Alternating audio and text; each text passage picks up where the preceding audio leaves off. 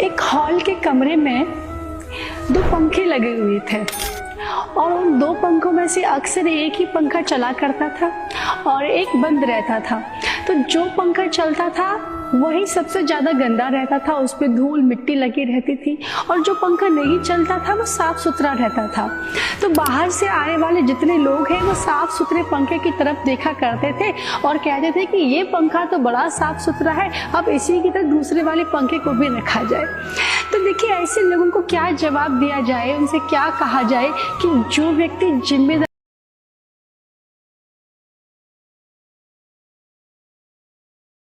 लेता है ना, जिसके पास जिम्मेदारियां होती है ना, अक्सर वही गंदा होता है। जिसके पास कोई जिम्मेदारी नहीं होती वो कभी गंदा ही नहीं होता है। कहते हैं ना, मशहूर हुए वो जो कभी काबिल न थे, और तो और कमबख्त मंजिल भी उनको मिली जो कभी दौड़ में शामिल ही नहीं थे।